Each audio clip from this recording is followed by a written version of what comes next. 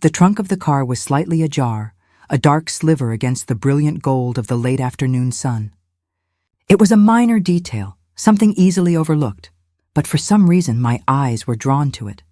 And there, nestled amongst the brightly colored shopping bags and the earthy scent of fresh groceries, I saw it.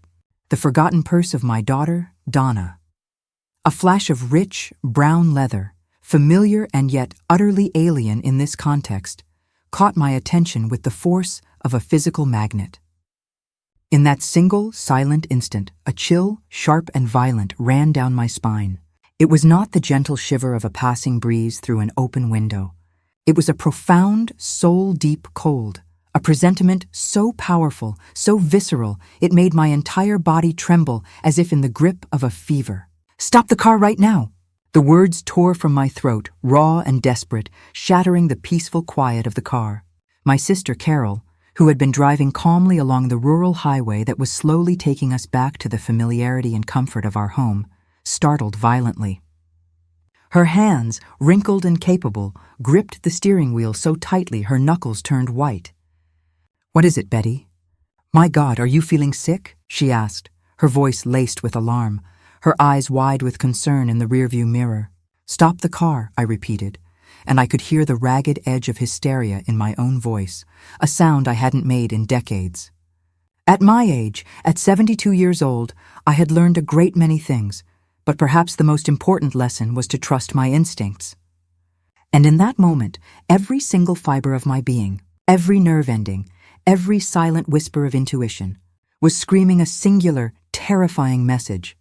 Something was terribly, fundamentally wrong. My sister thought I was overreacting. I didn't need her to say the words. I saw it as clearly as the road stretching out before us. It was in the flicker of confusion in her eyes, in the slight, exasperated sigh that escaped her lips before she started to slow the vehicle down. She thought it was just one of my spells, a momentary panic brought on by age and the fatigue of a long trip. But she was my sister, and beneath her practicality was a deep well of loyalty. She still decided to pull over onto the shoulder, that dusty, forgotten stretch of dirt and sun-baked gravel that ran alongside the lonely ribbon of asphalt. That decision, that simple act of indulgence for her seemingly hysterical older sister, was the decision that saved our lives. Because inside that deceptively ordinary brown leather purse was not just a wallet and a lipstick, but a secret so monstrous it would detonate everything I thought I knew about my own family, my own daughter, my own life. We had spent 3 wonderful days in the city, a welcome escape from the quiet predictability of our rural life. Carol and I, 2 sisters navigating the landscape of our golden years, had taken advantage of a necessary trip to handle banking matters and visit a collection of doctors to also indulge in the small urban luxuries we didn't have back home. We had dined at a new Italian restaurant, browsed through brightly lit shops filled with things we didn't need but enjoyed admiring, and simply soaked in the vibrant, chaotic energy of the city. The return journey was always more relaxed than the trip there, the errands done, the appointments met. The pressure was off. Carol drove with the easy, unhurried calm that comes from a lifetime of experience behind the wheel, humming old songs from our youth, her voice a comforting, slightly off-key murmur against the drone of the engine. The afternoon sun was a benevolent artist, painting the rolling hills and sprawling fields in burnished golden and deep orange tones. The world outside our windows was beautiful, peaceful, a portrait of rustic tranquility. We had been on the road for about an hour, the city a distant memory in our rearview mirror. When I decided to get more comfortable for the long stretch ahead, I shifted in my seat, stretched my arms a little, and turned my neck from side to side to relieve the persistent tension that seemed to be a permanent resident there these days. And it was then, in that mundane act of seeking comfort, that my eyes fell on the narrow space between the back seats and the trunk. The purse. That object, that simple accessory that shouldn't be there, was lodged forgotten amongst our belongings, lying in wait like a dormant time bomb, its ticking utterly silent, waiting for the right moment to explode. My heart, which had been beating at a slow, contented rhythm, suddenly kicked into a frantic, panicked gallop. Donna, my only daughter, the light of my life, had visited us the day before at our modest hotel. She had been so helpful, so insistent on helping us organize the groceries in the trunk, fussing over the placement of the eggs and the bread. I remembered her bright smile, the soft press of her kisses on my cheeks, her affectionate words that had warmed me to my core. "Mom, drive carefully," she had said, her voice full of what I had mistaken for love. "You know, this road can be so dangerous at night." Why did that phrase, so seemingly caring at the time, now echo in my mind with a sinister, chilling resonance? "Carol," I said, my voice tight as I fought to keep the rising tide of panic from flooding my words. "There's a purse in the back. I think it's Donna's." My sister glanced quickly in the rearview mirror, her humming ceasing abruptly. "Oh yeah, she must have forgotten it yesterday when she was loading the car. Don't worry, we'll take it to her when we get there. It's no big deal." Her tone was dismissive, logical. But logic had no place in the storm that was brewing inside me. "No," I insisted, my voice gaining an urgency that surprised even me. "I need to see it. I need to see it now." Carol frowned, a slight furrow appearing between her brows. She was a practical woman, not given to flights of fancy or baseless anxiety. But something in my tone, some raw, primal urgency, must have communicated itself to her. She understood that this was not a simple whim. She started looking for a safe place to stop, her eyes scanning the shoulder of the empty highway. But I couldn't wait. A frantic impatience had seized me. I unbuckled my seatbelt, a reckless move I hadn't made in a moving car in years, and twisted my body around, stretching my arm over the seat towards the back. My fingers, stiff with arthritis, barely brushed against the smooth, cool surface of the brown leather. I stretched further, a sharp, protesting pull in my lower back reminding me of my age. At 72, my body was no longer the flexible, cooperative vessel it once was, but the adrenaline coursing through my veins gave me a surge of unnatural strength. "Betty, for heaven's sake, you're going to hurt yourself." "Sit down." Carol's voice was sharp with worry now. She sped up a little, desperately looking for a proper turnout, any patch of ground wide enough to accommodate us safely. Finally, my straining fingers managed to hook around one of the purse's handles. I yanked it towards me with a sudden, forceful movement. The purse tumbled over the seat and fell heavily onto my lap, just as Carol found that small, safe spot on the shoulder and stepped firmly on the brake. The car stopped with a jolt that sent me lurching forward. Carol turned to face me, her expression a complex mixture of profound worry and simmering frustration. "Are you going to explain to me what in God's name is going on?" I didn't answer her. I couldn't. My eyes were completely fixed on the purse that was now resting in my lap like some terrible, unholy artifact. It was definitely Donna's. I knew it intimately. Brown leather with delicate gold details, and her initials elegantly engraved on a small brass plate. D.E.M. Donna Elaine Morales. I had given it to her myself for her 40th birthday, just 2 years ago. I remembered the joy on her face when she'd unwrapped it. But there was something strange, something wrong. The purse was heavier than normal, far too heavy to contain only the usual feminine paraphernalia of a wallet, keys, and cosmetics. With hands that trembled so badly I could barely control them, I fumbled with the main zipper. The metallic rasp as I pulled it open sounded unnaturally loud in the suffocating silence of the car. Inside, at first glance, were the typical things: a small, ornate mirror, a tube of expensive lipstick, a packet of tissues, a half-eaten roll of mints. But underneath all that, carefully wrapped in a vibrant silk scarf I recognized as one of hers, was a cell phone. But it wasn't the latest model iPhone that Donna always carried with her, the one she was perpetually tapping and scrolling through. This one was different. It was a basic, cheap phone, one of those disposable models you can buy in any convenience store without needing to provide any personal information. A burner phone. The air seemed to evacuate my lungs in a single, painful rush. Carol leaned over from the driver's seat to get a better look, her expression shifting from curiosity to utter confusion. "What is that? Why would Donna have 2 phones? That doesn't make any sense." That was exactly the question that was making my blood run cold. I took the device in my hands. It was warm to the touch, as if it had been turned on and used recently. The moment I held it, a low hum vibrated through my palm. A notification, then another, and one more in quick succession. Someone was sending messages urgently. I pressed the power button, my thumb clumsy and slick with sweat. The screen lit up, its harsh blue light illuminating the dim interior of the car, showing a cascade of notifications from WhatsApp. There was no password, no lock screen, no protection at all. "Betty," Carol's voice was a tense whisper beside me. "Maybe we shouldn't. That's her private property." But I was already past the point of considering privacy. I had already opened the messaging application. The most recent chat was with a contact saved simply ominously as M. The messages were recent, frighteningly recent, M. They already passed the checkpoint. 15 minutes ago. They must be getting close. "Don't write anymore. Donna, confirmed. 12 minutes ago, M. Mitchell, everything will go as we planned. 10 minutes ago." My breathing became shallow and irregular, each inhale a painful, ragged gasp. My hand shaking, I scrolled up the conversation, my eyes devouring the earlier messages. Each one was a step further down into a nightmare, each one worse than the last. M. The mechanic confirmed the brake job is done. They will fail at mile marker 48. Yesterday, my hands started to tremble uncontrollably now. The curve at mile marker 48, I knew it well. It was infamous. The most dangerous, treacherous bend on the entire highway, a sharp, blind turn with a sheer, unforgiving cliff on one side and a wall of enormous, jagged rocks on the other. More messages. M. Are you absolutely sure about doing this? It is your mother, Donna, 3 days ago. My daughter's reply, typed out in cold black and white, came minutes later. Donna, we do not have another option. The debts are $350,000.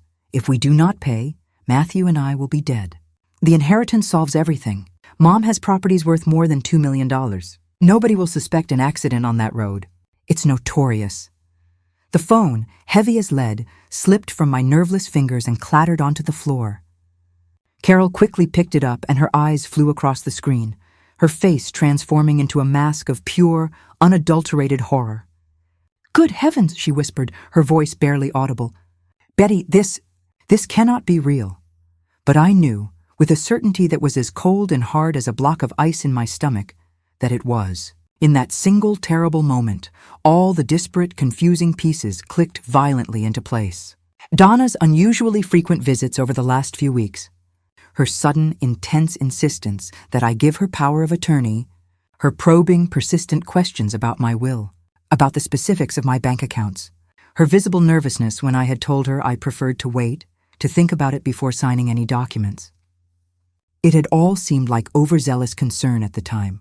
Now I saw it for what it was, the groundwork for my murder. "Keep reading," I told Carol, my voice a strange, hoarse croak that I didn't recognize as my own. My sister, her face pale and drawn, slid her finger across the screen. There were more messages, dozens of them, conversations that dated back 2 long months. There were photos, too. Photographs of my private documents that Donna had secretly taken during her visits. My last will and testament, my bank statements, the deeds to my properties. "Betty, we have to call the police. Right now," Carol said, her voice shaking as she frantically searched for her own phone in her purse. "This is attempted murder." "No," I said, the word coming out sharp and decisive. "Not yet." "What do you mean, not yet?" "Betty, your daughter is trying to kill you." She was right, of course. The brutal, simple truth of it was undeniable. But something deep inside me, a core of cold, hard resolve I didn't know I possessed, resisted that logical step. I needed to think. I needed to understand the full scope of this betrayal before I acted. I looked ahead, through the dusty windshield. According to the odometer, we were at mile marker 35. The death curve, the spot where my life was supposed to end in a fiery crash, was barely 13 miles away. The silence inside the car was deafening, thick with unspoken horror. Carol was staring at me, her eyes wide with a mixture of fear and disbelief, waiting for an explanation, waiting for me to say something, anything that made sense of this madness. But how could I possibly explain that my own daughter, my only child, had meticulously planned my death with the cold, detached efficiency of someone organizing a business trip? "I need to think," I murmured, my hands clutching the burner phone as if it were a venomous snake I was afraid to let go of. "I need to understand everything before I make any move." "Think?" Carol's voice went up an octave, cracking with strain. "Betty, there is nothing to think about. Donna and that wicked husband of hers, Matthew, planned to kill us. They tampered with the car's brakes. Any moment now we could— I know, I interrupted her, my voice sounding strangely, unnaturally calm even to my own ears. But if we call the police now, they'll know we found the phone. And if they find out, they'll find a way to escape or destroy any other evidence. We need to be smarter than them. My sister looked at me as if I had completely lost my mind. And maybe she was right. Maybe the sheer shock of discovering my own daughter's monstrous betrayal had broken something vital in my brain. But as I held that phone, as I reread those cold, calculating messages, something inside me was transforming. The pain was there, of course it was. A deep, lacerating pain that was tearing at my chest, a grief so profound it felt like a physical wound. But layered on top of that pain, something else had begun to grow. Something cold, something sharp, something utterly unforgiving. Rage. But it wasn't the hot, explosive rage that makes you yell and break things. No, this was different. This was an ice-cold rage, as clear and precise as a surgeon's scalpel. Donna had planned my death. My only daughter, the child I had carried in my womb for 9 months, whom I had breastfed, whom I had raised entirely on my own after her father abandoned us when she was just a toddler. That same person, my own flesh and blood, had looked at me and decided I was worth more dead than alive. $350,000 of debt, $2 million in property. The math was brutally simple for her, apparently. "Betty, please." Carol had tears in her eyes now, her face a crumpled mask of fear. "We cannot stay in this car. If the brakes—" "You're right," I said, a quick, sharp decision solidifying in my mind. "We are going to test the brakes. Right now, while we are still in a safe place." Carol nodded, wiping her tears with the back of her hand. She slowly put the car in gear, moving forward just a few feet on the empty gravel shoulder. Then she stepped on the brake pedal. The car stopped normally, without incident. She tried again, this time pressing harder. The vehicle responded perfectly, stopping abruptly with a slight jolt. "It seems like they work," Carol said, but her voice held no relief. "Maybe the plan was for them to fail gradually," I said, my mind racing, connecting the dots. As the message said, "Maybe we haven't reached the point where they give out." "Mile marker 48, I completed her thought. "They designed this for the brakes to fail exactly on the most dangerous curve. We are 13 miles before that point. The mechanism they used is probably set to deteriorate progressively with each press of the pedal." The clinical precision of the plan was terrifying. They didn't want the car to fail just anywhere. They wanted to ensure that when the brakes finally stopped working, we were in the worst possible place. A place where an accident would be undeniably, horrifyingly fatal. A place where no one would ever question the narrative that 2 older women had simply lost control of their vehicle on a notoriously dangerous stretch of road. I looked at the phone again. There was a message I hadn't read completely before, my mind having skimmed over it in the initial shock. "Matthew, the mechanic says it's undetectable. He used a special liquid that corrodes the system gradually from the inside. By the time they reach the critical point, there will be no way to stop the car. And after the impact, the fire will take care of eliminating any evidence. 1 week ago, the fire, of course.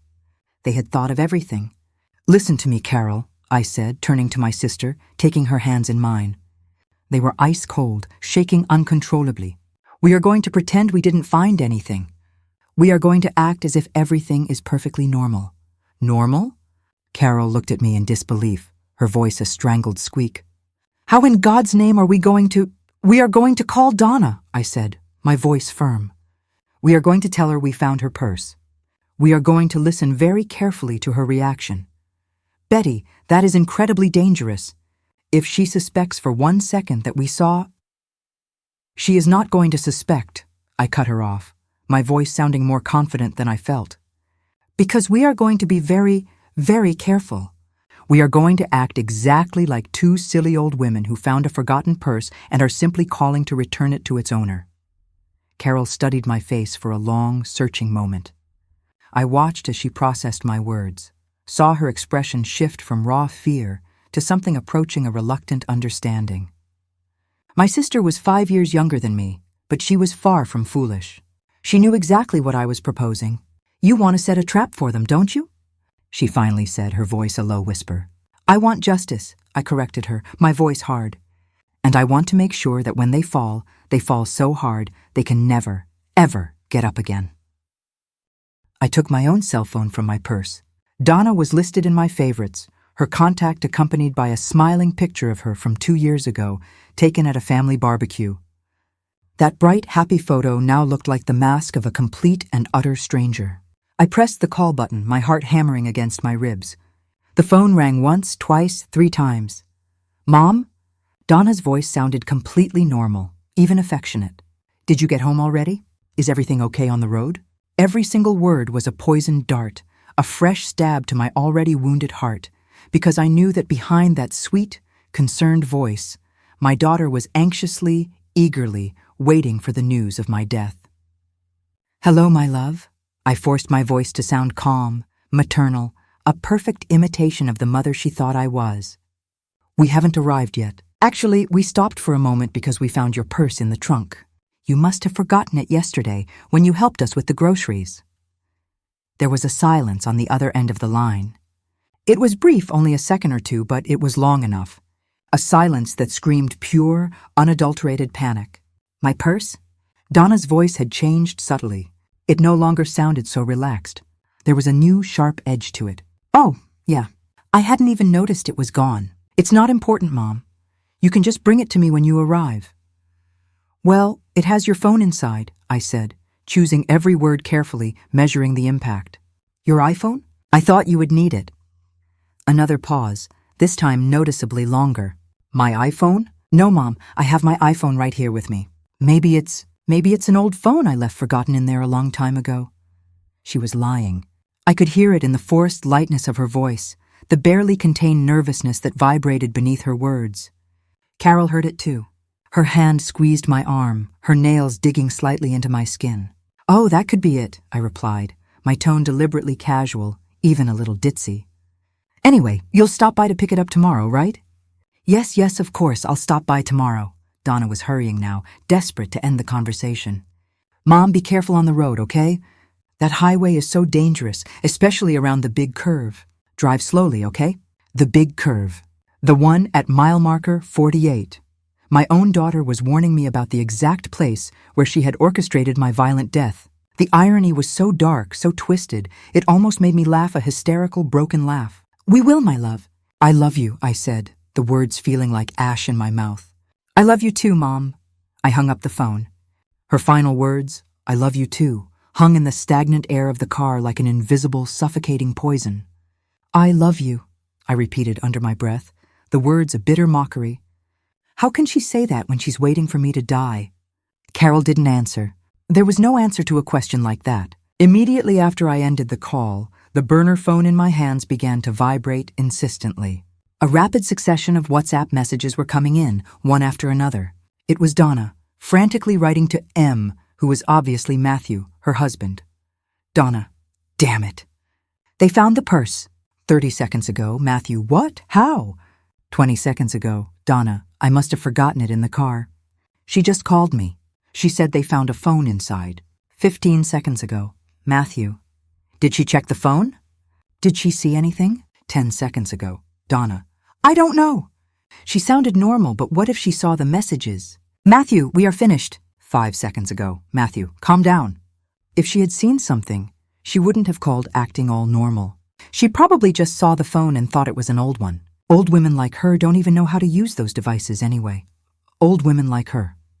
Carol read that last message over my shoulder and choked back a small, indignant gasp. I remained silent, but something inside me hardened even further, calcifying into a resolve as strong as steel. Matthew, the man who had entered my family a decade ago, the man I had welcomed into my home and treated like a son, was casually dismissing me as a clueless old woman while actively plotting my murder. Donna, what do we do now? Matthew, we stick with the plan. If she suspected anything, she would have turned around or called the police by now. The fact that they're still on their way means she doesn't know anything. In less than an hour, everything will be over.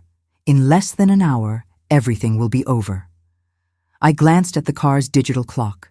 It was 4:37 in the afternoon. According to their cold calculations, by 5:30 I would be dead. Carol too. 2 victims of a tragic, unavoidable car accident on a rural highway well known for being dangerous. "We are not going to reach that curve," I said suddenly, my voice ringing with a newfound authority. "We are going to do something different." "What do you mean?" Carol looked at me, her expression a mixture of fear and burgeoning curiosity. "We are going to pretend something is wrong with the car," I explained, the plan forming rapidly in my mind. "We are going to call a tow truck and have it towed. But we are not going home. We are going straight to a mechanic's shop." Understanding illuminated Carol's face. "So they can document what was done to the car." "Exactly. We need physical, irrefutable evidence. The messages are important, but a professional mechanic's report is undeniable." Carol nodded slowly, wiping away the last of her tears. I could see her transforming, too. The initial paralyzing shock was giving way to something stronger, something more resilient. We were in this together, 2 sisters against the world, or more specifically, against my own murderous daughter. Carol started the engine again, but this time we didn't move forward. Instead, she turned the wheel sharply and began the slow process of turning the car around, driving away from the direction we had been heading, driving away from mile marker 48, driving away from the gruesome death my daughter had so meticulously planned for us. "There is a mechanic's shop in the town we passed about a half hour ago," Carol said, her voice now firm and decided, the fear replaced by a steely resolve. "The owner is Brandon. Do you remember him? He was a schoolmate of your late husband. He's a good man. He's trustworthy." I nodded vaguely, a hazy memory surfacing of a stocky man in his 60s with grease-stained hands and a kind smile. Someone who had always been friendly to me the few times our paths had crossed over the years. Trust. That word now had a completely different, bitter meaning for me. I had trusted Donna with my entire life, and look where that trust had led me. The burner phone in my lap vibrated again. More messages flashing between Donna and Matthew. "Donna, what if we check on the car ourselves?" "Just to make sure everything is still in place?" Matthew, "We can't risk being seen anywhere near their house or on that highway. We already did our part by visiting her yesterday. Any strange movement now would raise suspicion if something goes wrong." Donna, "You're right. God, I'm so nervous. I can't stop thinking about it." Matthew, "Don't think. Just wait. In an hour, the police will call us, reporting the accident. We'll act surprised, devastated. We'll go to the scene. We'll cry. We'll do everything that is expected of a grieving relative. Donna, what if they survive?" My daughter's question sent a fresh wave of ice through my veins. There was no hope in those words, no flicker of relief at the possibility. She wasn't asking with a daughter's desperate wish for her mother's safety. She was asking with the cold fear of a conspirator whose plan might fail. "Matthew, they will not survive." The mechanic was very clear. At the speed the car will be going, and with the weight of the vehicle, the fall will be at least 50 meters. No one survives that, and if by some miracle they do, the fire will take care of the rest. I closed my eyes, a wave of profound nausea washing over me. Carol noticed my sudden paleness and reached out a hand to touch my arm gently.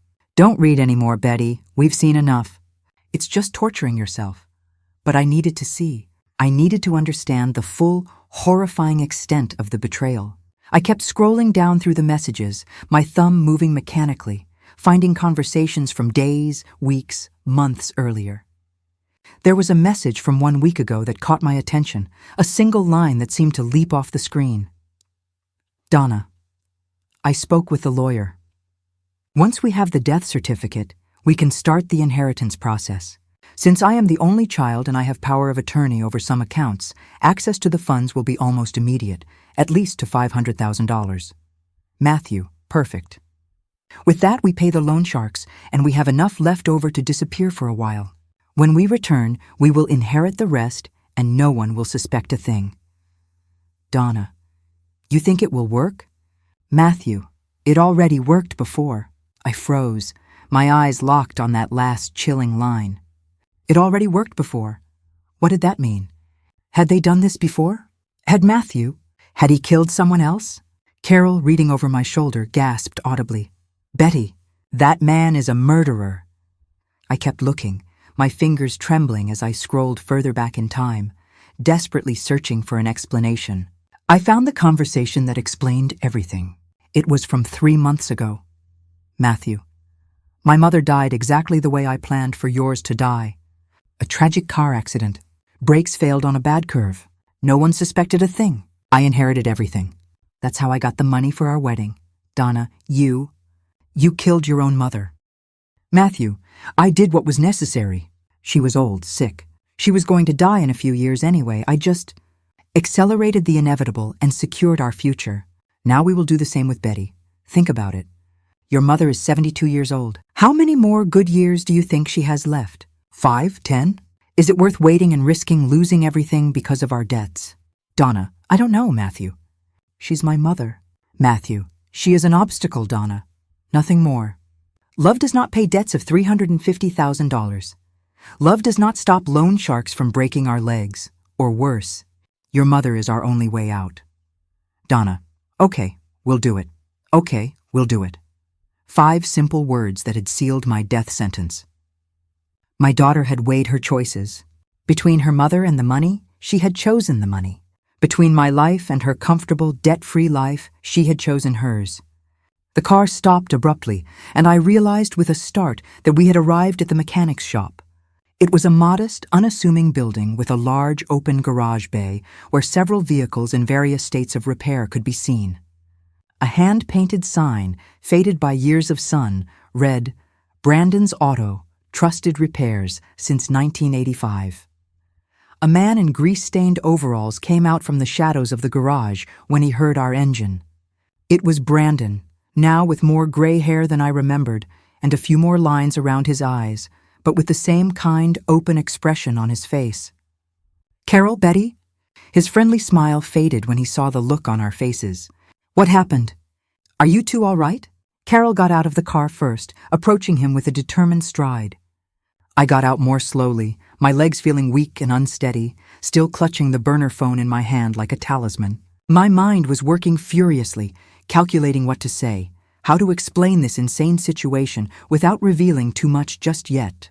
"Brandon, we need your help," I said, my voice sounding much calmer than I felt. "We need you to check the brakes on this car right now, and we need you to document absolutely everything you find." The mechanic frowned, his gaze shifting from our pale faces to the vehicle. "Are you having brake problems? Did you feel anything strange while you were driving?" "Not exactly," Carol intervened, her voice tight. "But we have reason to believe that someone may have deliberately tampered with the braking system." Brandon looked from me to Carol and back again, his expression a mixture of profound surprise and growing concern. It was clearly not a request he received every day. People didn't just show up at a rural auto shop asking for evidence of sabotage to be documented. "That's a very serious accusation," he said slowly, his kind eyes narrowing with thought. "If someone intentionally altered the brakes of a vehicle, we're talking about attempted homicide. You should be calling the police." "We will," I assured him, my voice firm. "But first, we need solid, undeniable evidence. Can you help us?" Brandon studied my face for a long moment, seeing the desperation and the resolve warring there. Then he nodded, a grim look settling over his features. "Of course. Give me a few minutes. I'm going to put the car up on the lift and check it from top to bottom. If there is anything out of place, I promise you, I will find it." While he worked, Carol and I sat in a small, stuffy waiting room with worn plastic chairs and a stack of old, curling magazines on a rickety coffee table. The air was thick with the smell of motor oil and gasoline, a scent that normally would have bothered me, but now I barely noticed it. My mind was elsewhere, lost in the dark labyrinth of everything I had just discovered. Donna had not only plotted my death, but she had knowingly married a man who had murdered his own mother. How had I not seen it? How had I been so utterly, catastrophically blind? I remembered their wedding 10 years ago. Donna, radiant and beautiful in her white dress. Matthew, handsome and charming, telling me with tears in his eyes how his poor mother had tragically died in a car accident just before he and Donna had met. He had cried telling me that story, fake tears. Now I knew they were crocodile tears, shed while he was likely internally celebrating his perfect, profitable crime. And I had believed him. I had felt sorry for him. I had opened my home, my family, my heart to a monster. The burner phone, which I had placed on the plastic chair beside me, vibrated again. This time it was an incoming call. The name on the screen simply said M. Matthew was calling. I looked at Carol, who violently shook her head, her eyes wide with fear. We shouldn't answer, but a dark, morbid part of me wanted to hear his voice. I wanted to confirm that the monster from the messages, the man who had ordered my death, was real. I let it ring until it went to voicemail. Seconds later, a notification for an audio message arrived. With trembling hands, I pressed play, holding the phone to my ear. "Donna, damn it! Answer the phone!" Matthew's voice was a harsh, anxious rasp. "I need to know if your mother checked that phone. If she saw the messages, everything goes to hell. Call me as soon as you hear this." I quickly put the phone back in my purse just as Brandon entered the waiting room. His expression was grave, and in his hands he carried a small, clear container filled with a dark, viscous liquid. "Ladies," he said, his voice heavy with seriousness, "you have to see this." He guided us out into the workshop where my car was elevated on the hydraulic lift, its underbelly exposed. He pointed to the brake system, specifically to the thin lines that transported the brake fluid. "Look here," he said, his finger tracing a path along one of the lines. Someone injected a highly corrosive compound directly into the brake fluid. It's something I've only seen once before, in a fraudulent insurance case years ago. This chemical progressively degrades the internal linings of the brake hoses. The brakes work normally at first, but after a certain distance, after a certain number of uses, the lines weaken until they rupture completely. "How much further would we have gotten before they failed?" I asked, although I already knew the chilling answer. Brandon did some quick mental calculations, his eyes glancing at the car's odometer. "With the amount of this chemical they used, and considering the weight of your vehicle, I'd say you had between 10 and 15 miles more, tops. After that, the brakes would have stopped working completely, without any warning at all. 10 to 15 miles.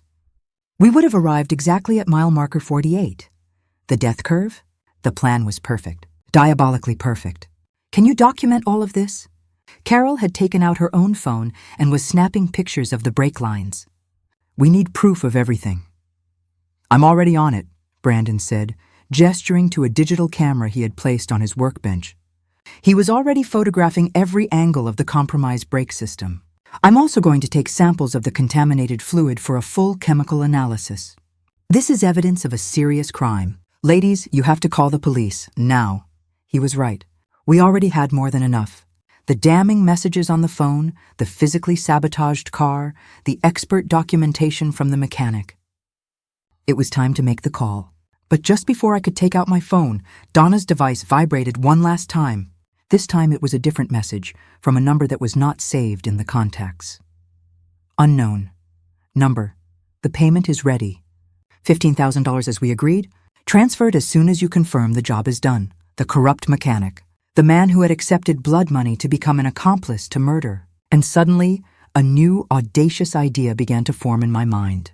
"We are not going to call the police yet," I said, surprising both Carol and Brandon. My sister looked at me as if I had completely lost my senses. "Betty, we already have everything. The messages, the sabotaged car, the physical evidence. What more could you possibly need?" "I need Donna and Matthew to believe that their plan worked," I said, the words coming out of my mouth with a cold clarity that surprised even myself. "I need them to think they've won, that I am dead. Only then will they completely let down their guard." Brandon scratched his head, completely confused. "I don't understand. Why in the world would you want to do that?" I sat down on a nearby stool, my mind organizing the nascent plan. The cold rage I had felt before was transforming, hardening into something more calculated, more dangerous. Donna had planned every single detail of my death.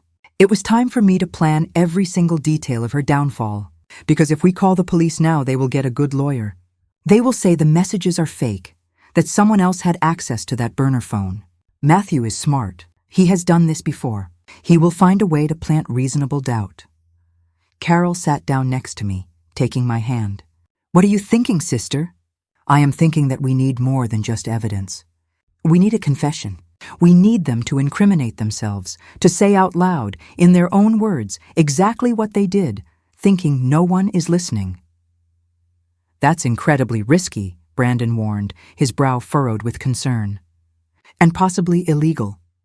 I know, I said, my gaze falling to the burner phone resting in my lap.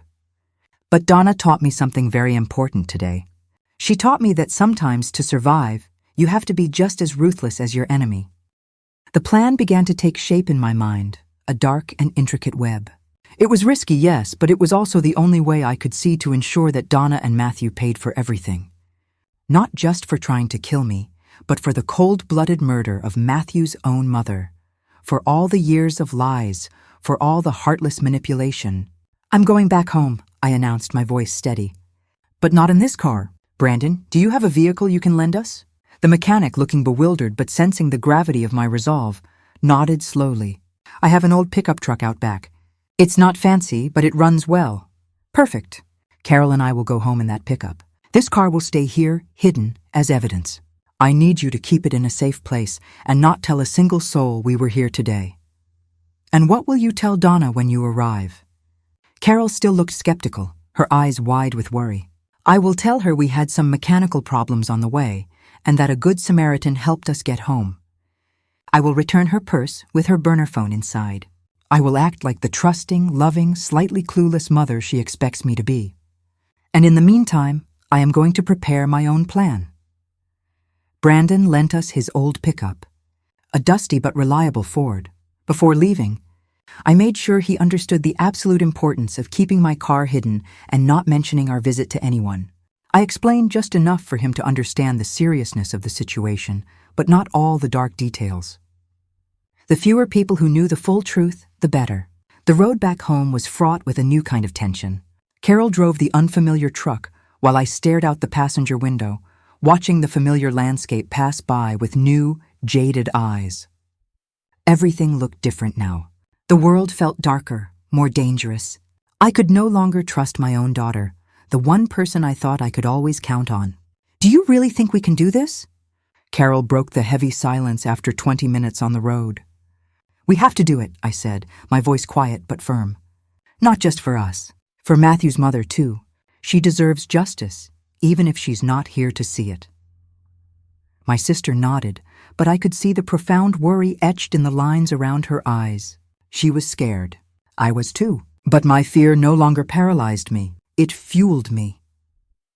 When we arrived at my house, the sun was already setting, painting the sky in dramatic streaks of orange and blood red. The house looked quiet and peaceful from the outside, a beacon of tranquility. No one would have ever imagined that its owner had just discovered that her own child had planned to murder her within its walls. We entered through the front door. Everything was exactly as I had left it 3 days ago. The houseplants on the windowsill that needed watering, the small pile of mail on the entrance table. The absolute crushing normality of a life that no longer existed for me. I'm going to take a bath, I announced, leaving my luggage in the hallway. I need to think. Carol nodded, understanding my need for a moment alone. As the hot water cascaded over me, I allowed the tears I had been holding back to finally flow. I had maintained my composure, my cold rage all this time. But now, in the solitary privacy of my bathroom, I allowed myself to feel the full, crushing weight of the betrayal. Donna, my baby, the little girl I had rocked to sleep, the child I had nursed when she was sick, the teenager I had defended from all the world's evils. That same girl now wished for my death, had actively planned it. Where had I gone wrong? What had I done wrong as a mother to create such a monster? But then I remembered the messages, the chilling coldness with which Donna had accepted Matthew's plan, the sickening ease with which she had chosen money over my life. And I realized that maybe, just maybe, it hadn't been my fault. Maybe some people were simply born with something broken inside them. Or maybe Matthew, the charming sociopath, had slowly, methodically poisoned her over their 10 years of marriage. I got out of the bath feeling stronger, more determined than ever. I put on comfortable clothes and went down to the kitchen where Carol was quietly preparing tea. Donna called, my sister said without looking at me, her back turned as she filled the kettle. She asked if you had arrived safely. I told her yes, that you had a small problem with the car, but that a kind gentleman helped you out. And her reaction? She sounded relieved. Relieved that her plan had failed, for now. Or perhaps just relieved that I hadn't discovered the truth yet. Good, I said. Now I need to make a call. I took out my personal phone, not the burner. I looked for a name in my contacts. Catherine Harris, my lawyer and my trusted friend for over 30 years. Catherine answered on the second ring. Betty, what a surprise! How was your trip to the city? Catherine, I need to see you first thing tomorrow morning. It is urgent, and it is extremely confidential. There was a pause on the other end. Catherine knew me well enough to detect the seriousness, the steel in my voice. Are you okay? Did something happen? I can't talk about it over the phone, but I need your help with something legal. Something that could change my will and several other important documents. I'll be in my office at 8 a.m. in the morning. Does that work for you? Perfect. Thank you, Catherine. I hung up and looked at Carol. Tomorrow, we start building our trap.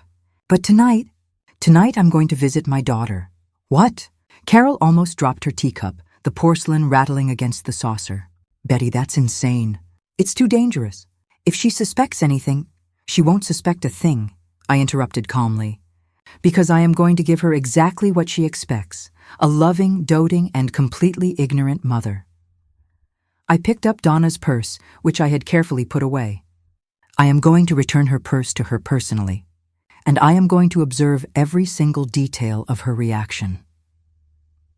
The drive to Donna's house took 15 minutes. 15 minutes that felt like an eternity. She lived in a nice middle-class neighborhood, in a pretty 2-story house that I had helped them with the down payment for 5 years ago. Now that memory, once a source of maternal pride, made my stomach churn with a sick bitterness.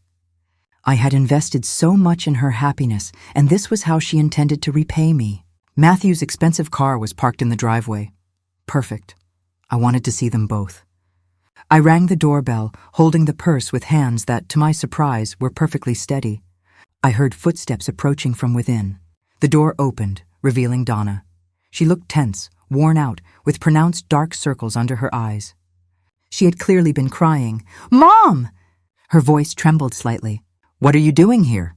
I came to return your purse, my love, I said, holding out the object with a warm, maternal smile plastered on my face.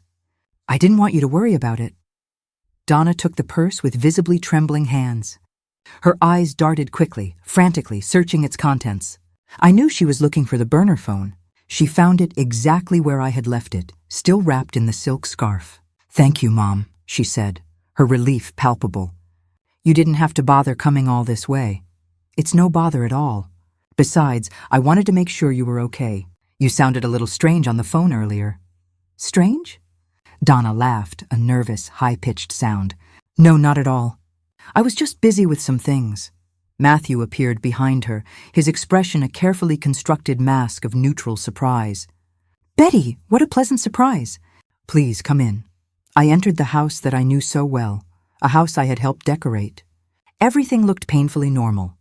Family photographs on the walls, me smiling with Donna at her graduation, comfortable furniture, the perfect curated appearance of a happy, successful home. But now I knew the terrible truth hidden behind that beautiful facade. Would you like something to drink, Mom? Donna was putting the purse away in a nearby closet, her body deliberately blocking my view as she, no doubt, discreetly checked the phone to make sure its contents were undisturbed. No, thank you, dear.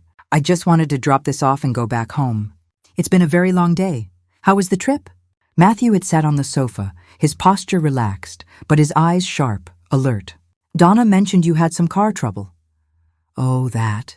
I waved my hand carelessly, as if it were nothing. Just a strange noise in the engine, nothing more. A very kind gentleman helped us, and we were able to continue on without any problems. I saw the quick, almost imperceptible exchange of glances between Donna and Matthew. A silent communication of confusion and alarm. They were desperately wondering why their meticulous plan had failed. Why I was standing here, alive and well, instead of lying dead at the bottom of a cliff. Well, I'm just so glad you're okay, Donna said, returning from the closet. She looked more relaxed now, probably after confirming that the phone and its incriminating messages had not been checked. That highway can be so very dangerous. It is, I agreed, looking her straight in the eyes, holding her gaze. Especially on that big curve at mile marker 48, right? Donna paled slightly, her forced smile faltering for a fraction of a second. Yes, that curve is particularly bad. I stood up, smoothing my skirt. Well, I'll let you two rest. I just wanted to make sure I returned your purse, my love. Donna walked me to the door. Before leaving, I pulled her into a hug. I felt her tense up in my arms, stiff and uncomfortable. I wondered if she had ever felt genuine love for me, or if it had always been just an act, a performance. I love you, Donna, I whispered in her ear. I love you too, Mom. Lies. At 8 in the morning precisely, I was sitting across from Catherine Harris's large mahogany desk. My lawyer, a sharp, no-nonsense woman with kind eyes, watched me with a mixture of profound concern and professional curiosity as I laid out the entire sordid story. The burner phone, the chilling messages, the sabotaged car, Donna and Matthew's cold-blooded plan to murder me for my inheritance. Catherine listened in complete silence, her professional poker face expertly hiding the shock she must have been feeling. When I finally finished, she leaned back in her leather chair and exhaled a long, slow breath. Betty, I am speechless. Donna is your only daughter. I never, in a million years, imagined she was capable of something like this. Me neither. My voice sounded firmer than I felt. That's why I need your help. I need to protect my assets completely, and at the same time, I need to set a trap that forces them to confess. Catherine leaned forward, her fingers intertwining on the desk. Tell me exactly what you have in mind. Over the next hour, we elaborated a meticulous, ironclad plan. First, Catherine would immediately draft a new will that would completely and irrevocably remove Donna as an heir. Everything I owned would pass to a new charitable foundation we would create, specifically for this purpose.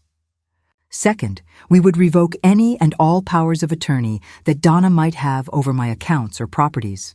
But we are not going to register these changes immediately, I explained. We are going to date them for today, but we will keep them locked up in your office safe. If something happens to me, they automatically go into effect. That's smart, Catherine admitted, a flicker of admiration in her eyes. But there's something else you need to do immediately. You need to transfer your liquid assets to new accounts that Donna knows nothing about. If she has access to your banking information, as you mentioned she does from those photos, she might try to drain those accounts before we can act. She was right. Over the next 2 hours, with Catherine's expert help, I opened new bank accounts at a different institution and transferred every penny of my savings. It was over $800,000 in total, a lifetime of work and careful saving and sacrifice. Money that Donna had taken for granted would one day be hers. Now comes the tricky part, Catherine said, printing out the stack of documents for me to sign. You said you want them to confess. How exactly do you plan to achieve that? A cold, humorless smile touched my lips. Donna and Matthew believe I am a silly old woman who doesn't know how to use technology. I am going to use that arrogant belief against them. I am going to invite them to dinner at my house. And I am going to record the entire conversation. Catherine frowned. Recordings made without consent may not be admissible in court, depending on the circumstances of the state. Then we will make sure the circumstances are the right ones, I countered. Besides, I don't necessarily need it to be admissible in court. I just need it to exist. Once I have the recorded confession, I can use it as leverage to obtain a formal, legally binding confession. My lawyer studied me for a long moment, a new expression on her face. You've become very calculating, Betty. Donna taught me well. My voice was bitter. She taught me that in this world, you are either the predator or you are the prey. Before leaving Catherine's office, I made one last request. I need you to investigate Matthew Morales. Specifically, I need all the information you can find about his mother's death. You've mentioned you have contacts in the police force. I need you to use those contacts. Catherine wrote down the name. You really think he killed his own mother? I'm sure of it, I said. And if I can prove it, he won't just fall for trying to kill me. He will fall for 2 murders. I left the office feeling more in control of the situation than I had in days. The pieces were falling into place. Donna and Matthew still thought they were in control, that their plan had merely been delayed. But I was systematically cutting off their access to everything they wanted, closing every escape route. When I arrived home, I found Carol in the kitchen, anxiously preparing lunch. She looked exhausted, with dark circles under her eyes that revealed she had slept little, if at all. How did it go with Catherine? she asked, pouring me a cup of coffee. Good, very good. All my assets are protected now. Donna will not be able to touch a single cent, even if something happened to me. Carol nodded, but she didn't look relieved. Betty, I've been thinking about this all night. Are you absolutely sure you want to go through with this dinner plan? We can still go to the police with what we have. I sat down across from her at the kitchen table, taking her hand in mine. Donna and Matthew are smart and ruthless. They will get the best lawyers money can buy. They will say someone else planted that phone, that the messages are fake. Matthew has already gotten away with murder once before. I cannot risk him escaping again. But the car, she protested. The mechanic, Brandon, he documented everything. And they will say it was some enemy of theirs, someone who wanted to harm them. They will plant reasonable doubt. It's what people like them do. But if I have them confessing on tape, admitting to their crimes in their own voices. I left the sentence unfinished, letting the implication hang in the air. Carol sighed deeply. When will you have this dinner? This weekend. Saturday night? I'll tell them I want to celebrate that we arrived safely from our trip. It will be ironic, don't you think? My sister did not smile at my attempt at black humor. This could be so dangerous, Betty. If they suspect anything... They won't suspect, I said, my voice leaving no room for argument. Because I am going to continue being the trusting, loving mother. The silly old woman who doesn't know anything about anything. The rest of the week passed in a kind of surreal, tense normality. Donna called me twice, her voice dripping with false concern, asking how I was, if I had taken the car to be checked after the mechanical problem. Every conversation was a grotesque play where we both acted our parts flawlessly. Her, the worried daughter. Me, the mother grateful for her loving attention. Meanwhile, Catherine worked diligently in the background. She called me on Wednesday with news. Betty, I found something about Matthew's mother. Her name was Eleanor Morales. She died 11 years ago in a single car accident. The official report says she lost control on a curve during a rainstorm. But there was one investigator, a rookie at the time, who noted in his file that something felt wrong. The car's brakes were completely destroyed in the subsequent fire, far too destroyed for a simple accident, in his opinion. Did they investigate further? I asked, my heart pounding. No. Matthew inherited everything very quickly, sold all his mother's properties within a month, and moved to another city. This town, in fact. 1 year later, he met Donna. It all fit together perfectly. Matthew had perfected his murderous method with his own mother, and now he was attempting to repeat it with me. On Friday night, I made the call. Hello, my love. I want to invite you and Matthew for dinner tomorrow night. I want to cook your favorite dish, that chicken stew you loved so much when you were a little girl. There was a brief pause. Tomorrow? Let me check with Matthew. Yes, Mom, we'll be there. What time? 7 o'clock. And Donna? Bring your appetite. It's going to be a very special night. She had no idea how special it was going to be. For her and her husband, it would be the night their entire world fell apart. The night she would discover that her silly old mother was not nearly as silly as she thought. The night the prey would finally definitively become the hunter.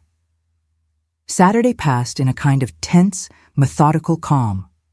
Carol and I spent the day preparing the house for the dinner. I cooked Donna's favorite dish, that rich chicken stew with herbs and spices that she had loved since she was a little girl. Every time I had prepared it before, I had done it with love, a mother's joy in nourishing her child. Today, I did it with a completely different purpose. While the meat simmered slowly on the stove, I prepared the other crucial element of the evening. Catherine had gotten me a small, discreet, and highly effective digital recording device. I placed it strategically under the lip of the dining room table, hidden amongst the decorative carvings in the wood. I also activated the voice recorder app on my personal cell phone, which I would casually leave on the table beside my plate. 2 separate recordings, just in case. Are you absolutely sure about this? Carol asked me for what must have been the 10th time that day.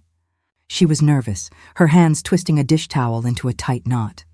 Completely sure, I said, tasting the stew from a wooden spoon, adjusting the salt. Tonight, Donna and Matthew are going to show their true colors. I just need to give them a little push in the right direction. At 7 o'clock precisely, I heard the crunch of tires on the gravel as Matthew's car parked in front of the house. My heart started beating faster, a frantic bird trapped in my chest, but I kept my expression serene. Carol positioned herself in the kitchen, ready to serve when necessary. I opened the front door with a big, welcoming smile. Donna was beautiful, as always, in an elegant dress and with perfectly applied makeup. Matthew, beside her, was dressed in expensive casual clothes, the perfect image of a successful, happy couple. My darlings. Come in, come in! I hugged them both, feeling the rigid tension in their bodies. Donna kissed my cheek, her lips feeling cold and dry. Carol touched my shoulder gently. Betty, maybe we should call the police now. She was right. I had obtained everything I needed. The confession, the evidence, all of it was documented. It was time to end this. But before I could reach for my backup phone in my pocket, Matthew moved as quick as a snake. He grabbed a heavy steak knife from the sideboard. The blade shone menacingly under the dining room light as he pointed it directly at me. No one is calling anyone, he said, his voice dangerously calm. We are all going to sit down, and we are going to find a civilized solution to this problem. Carol gasped. Donna stood up, looking at her husband with utter horror. Matthew, what are you doing? What I should have done from the beginning, he replied, his eyes never leaving my face. Taking control of the situation. I looked at the knife, then at Matthew's face, and to his complete surprise, I smiled. Go ahead, I said calmly.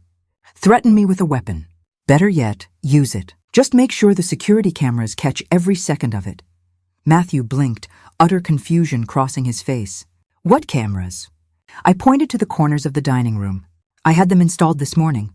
4 of them, all recording in high definition, and all streaming live to a secure cloud server. I was partially lying. There was only 1 camera, but he didn't know that.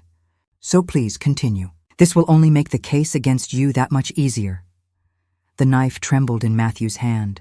His eyes darted frantically around the room, searching for the cameras I had mentioned. He found the one discreetly mounted in the upper corner of the ceiling. His face crumbled as he realized that every movement, every threatening word had been captured. This is a trap, he whispered, the knife slowly lowering. This whole thing. It was a trap from the beginning. Of course it was, I confirmed. Did you really think I was going to let you get away with planning my death? Did you think I was going to be the silent, convenient victim you expected me to be? Donna looked back and forth between Matthew and me, her face a mask of absolute, final despair.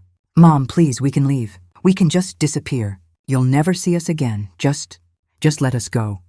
So you can do this to someone else? Carol spoke for the first time in minutes, her voice ringing with firm conviction. So Matthew can find another woman with a rich mother and repeat the same twisted plan all over again? No, Donna. This ends here, tonight. Matthew dropped the knife completely, the heavy metal clanging loudly against the wooden floor. He let himself fall into a chair, his head in his hands. We're finished, he murmured. Completely finished. Finally, you understand, I said. I reached into my pocket and took out my backup cell phone. Now I'm going to call the police, and you are going to stay exactly where you are. Wait, Donna approached, but Carol stepped between us. Mom, wait. If you're really going to do this, at least I need to know one thing. Is there any way you can ever forgive me? Someday? Any chance of us ever being mother and daughter again? I looked at the woman in front of me, the girl I had carried in my womb, the child I had raised alone after her father abandoned us, the girl to whom I had given everything, sacrificed everything. And now, the woman who had planned my death with the coldness of someone planning a shopping trip. I don't know, Donna, I answered honestly, the words heavy with a grief that felt bottomless. Right now, when I look at you, I don't see my daughter. I see a stranger who chose $350,000 over her mother's life. It wasn't just for the money, Donna sobbed. The loan sharks? They said they would do horrible things, that they would find us no matter where we went. Matthew said it was the only way to be safe. Matthew lied to you, as he has lied about everything since the day he entered our lives. And you chose to believe him instead of trusting me. That was your real choice, Donna, not between the money and me, between him and me, and you chose wrong. I dialed the emergency number. Before the operator answered, Donna made one last, desperate attempt. The loan sharks will kill us. Do you understand that? If we go to prison, we'll be defenseless. They have contacts everywhere. They will find us, and they will make us pay in the most horrible way possible. Then maybe you should have thought about that before you got into debt with violent criminals, I replied without emotion. Or better yet, before you decided that murder was an acceptable solution. The operator answered. 911, what is your emergency? My name is Betty Espinosa, I said, my voice clear and firm. I need to report an attempted murder. The people responsible are here in my house right now. I gave my address in a calm, steady voice. Are you in immediate danger, ma'am? The operator asked. I looked at Matthew, utterly defeated in his chair, and at Donna, sobbing on the floor. No, I said. I am not in danger anymore. The police arrived in less than 15 minutes. 2 patrol cars, 4 officers. One of them, an older man named Officer Miller, knew me from years ago. His expression became increasingly grim as I explained the situation, showing him the burner phone, playing back the recordings from the hidden device, and handing him Brandon's detailed documentation. This is very serious, Betty, Officer Miller said after reviewing the mountain of evidence. We're going to need you to come down to the station to make a formal statement. And we'll need that car as evidence. It's at Brandon's auto shop, I told him, providing the address. He has all the documentation of the sabotage.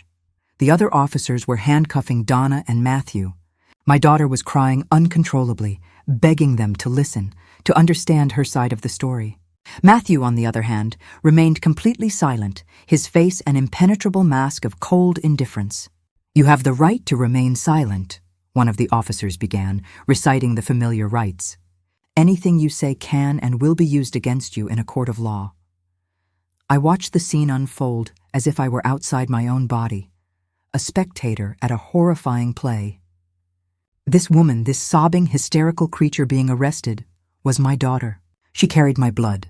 She had grown up in this very house, and now I was sending her to prison. Carol wrapped her arms around me as the officers led Donna and Matthew out of the house. You did the right thing, she whispered in my ear. You didn't have another choice. I know, I replied, my voice a hoarse whisper. But that doesn't make it hurt any less. Before they put her in the patrol car, Donna turned to look at me one last time, her face a mess of tears and despair. Mom, please don't let them do this. I'm your daughter. I didn't answer.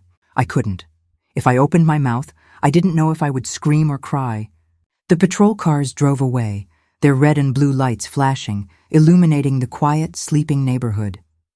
Neighbors had come out onto their porches and were peering through their windows, watching the drama. By morning, the whole town would be talking about it. Officer Miller stayed behind, finishing his report. Betty, I know this is incredibly difficult, he said kindly. But I want you to know that you did the right thing by reporting this. Attempted murder is as serious as it gets. What will happen now? I asked, my voice sounding tired and thin. Based on the evidence you've presented, they'll be formally charged with premeditated attempted homicide. With the recordings, the text messages, and the physical evidence from the car, the case against them is quite solid. We will also be reopening the investigation into the death of Matthew Morales' mother. They will go to prison, almost certainly for a very, very long time. Officer Miller closed his notebook. You will need to testify in court. Will you be ready for that? Yes, I replied, without a moment's hesitation. I will be ready. After everyone had finally left, Carol and I were left alone in the silent house. The dining room table was still set, the stew cooling in the untouched plates, the wine glasses empty, the sad remains of a family dinner that never happened. Do you want me to stay the night? Carol asked softly. Please, I whispered. We sat in the living room in the dark, processing everything that had happened. I had won. I had exposed Donna and Matthew. I had protected my assets. I had achieved justice. But the victory tasted like ash in my mouth. Do you think I'll ever be able to forgive her? I asked into the darkness. Carol took my hand. I don't know, Betty. Maybe with time. Or maybe not. But what I do know is that you did what you had to do to survive. And that is not something you should ever feel guilty about. My phone rang, startling me. It was Catherine. Betty, I just heard. Are you okay? I'm processing it, I admitted. Tomorrow we need to meet. There are legal matters to attend to. The will, the accounts. And you will probably want to consider a restraining order in case they somehow get out on bail. They won't get out, I said with certainty. The evidence is too solid. Even so, better safe than sorry. Catherine paused. Betty, I know this is a horrible thing to go through, but you survived. And not only that, you fought back. Many women in your situation would not have had the courage or the cunning to do what you did. After hanging up, I stared out at the night through the large living room window. Somewhere in this city, Donna was in a cold, sterile cell, facing the consequences of her choices. Part of me, the part that was still a mother, wanted to run to her, to rescue her from this nightmare. But the stronger part, the part that had fought so hard to survive, knew that this was necessary.